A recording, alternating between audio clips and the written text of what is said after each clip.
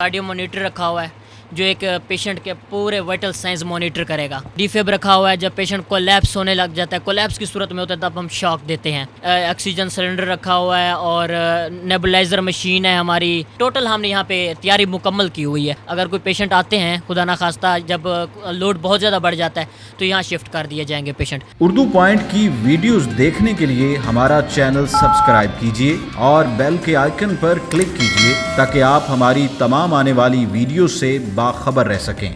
Urdu point से बुरहानुद्दीन का सलाम। हम एक मरतबा फिर से बात कर रहे हैं कोरोना के मुतल्लिक।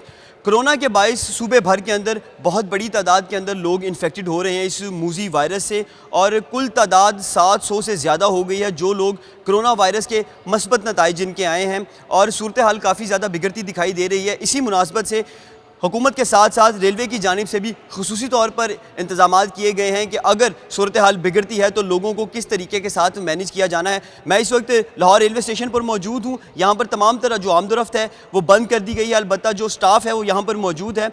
शेख रशीद की जानिब से अनाउंस किया गया है कि यहाँ पर आइसोलेशन सेंटर कायम किया गया है ट्रेन के अंदर। आइए हम आपको उसके मनाजिर भी दिखाते हैं और देखते हैं कि वहाँ पर कौन कौन सी सहूलियात फ़राहम की गई हैं और कितने लोगों को अकोमोडेट किया जा सकेगा अगर सूरत हाल बिगड़ती है। आइए प्लेटफॉर्म पर चलते हैं और इस ट्रेन को विज़िट भी करते हैं।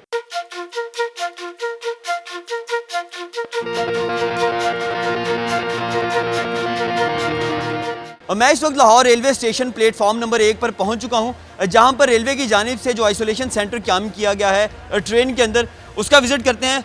स्टाफ यहाँ पर मौजूद है, उनसे भी बात करेंगे। भाई मुझे बताइएगा यहाँ पर क्या इंतजाम किए गए हैं आइसोलेशन सेंटर जो बनाया गया? अस्सलाम वालेकुम। सबसे पहले मैं आप लोगों का शुक्रिया अदा करता हूँ। आप लोगों ने इधर विज़िट किया है कि हमने इधर 4 कोचेज़ बनाए हैं आइसोलेशन के लिए।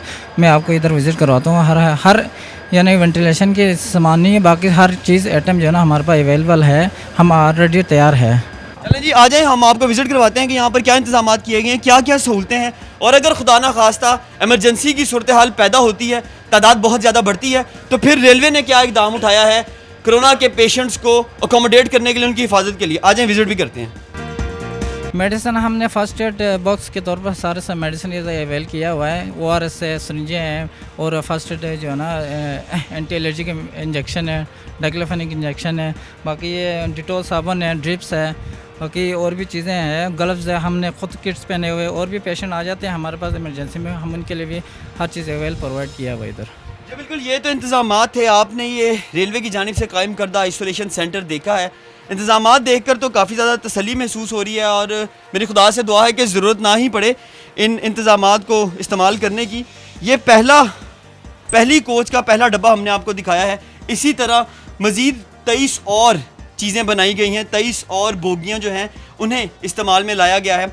हम आपको एक और बोगी का विज़िट करवाते हैं जो कि फुली इक्विप्ड है। अगर वहाँ पर कोई भी पेशेंट आता है तो उसे इंतहाई एहसन अंदाज के साथ करंटीना में रख सकते हैं, और ये बड़ा अच्छा इकदाम है। एक और आपको रेलवे की बोगी दिखाते हैं जो कि फुली इक्विप्ड है कि अगर कोई भी पेशेंट यहाँ पर आता है तो उसको बड़े अच्छे अंदाज के साथ मेडिकली ट्रीट किया जा सकता है। भाई मुझे बताइएगा कि आप यहाँ पर बैठे हुए हैं, क्या इंतजामात किए गए हैं? बोगियाँ तो हमने देख ली हैं, ये जो इक्विपमेंट यहाँ पे पड़ा है इससे मुतल्लिक ज़रा थोड़ा गाइड करिए हमें। जी, ये सब आपने देख लिया। ये कोरोना वायरस के मरीज़ों के लिए हमने बनाया है। ये तो रेलवे मिनिस्टर की हिदायत पर ये हमने कार्डियो मॉनिटर रखा हुआ है जो एक पेशेंट के पूरे वाइटल साइंस मॉनिटर करेगा।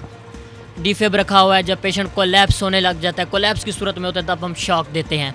तो ये हमने पूरे के पूरे मशीन्स ऑन रखी हुई है। बाकी भी हमने ऑक्सीजन सिलेंडर रखा हुआ है और नेबुलाइज़र मशीन है हमारी। अगर ये देख लें, ECG मशीन है हमारे पास। ECG मशीन भी टोटल हमने यहाँ पे तैयारी मुकम्मल की हुई है। अगर कोई पेशेंट आते हैं, खुदा ना खास्ता जब लोड बहुत ज़्यादा बढ़ जाता है तो यहाँ शिफ्ट कर दिए जाएंगे पेशेंट। तो हम हर तैयार से, हर लिहाज से रेडी हैं, तैयार हैं बिल्कुल हर लिहाज से। तो अल्हम्दुलिल्लाह इंशाअल्लाह सारी हमारी मशीन्स भी ऑन हैं, और इसके अलावा जितनी भी हो सकेगा हमारी कोशिश भी जारी रहेगी इंसानियत के लिए। हमें अच्छी तरह जो है ना गोन वगैरह दिए गए हैं, ग्लव्स दिए गए हैं, मास्क N95 मास्क हमारे पीछे हॉस्पिटल कैरन हॉस्पिटल हमारा वहाँ पड़े हुए हैं, तो N95 मास्क हैं और ग्लासेस वगैरह हैं। टोटल हमें जो है ना जितनी हो रहा है हमें सिक्योर किया जा रहा है। बाकी हमारी किस्मत, अगर खुदा ना खास्ता यहाँ बहुत ज़्यादा मरीज़ों का लोड बढ़ जाता है तो यहाँ वो मरीज़ ले जाएंगे, तो हम जितना भी हो सका हम अपने आप को सिक्योर करेंगे और अपनी रिस्पॉन्सिबिलिटी को इंशाल्लाह ऐसा तरीके से सर अंजाम देंगे। ये हमारी ज़िम्मेदारी है, बीइंग ह्यूमन।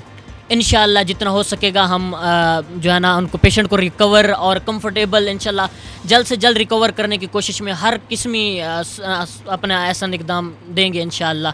तो कोई भी कमी नहीं छोड़ेंगे किसी किस्म की भी।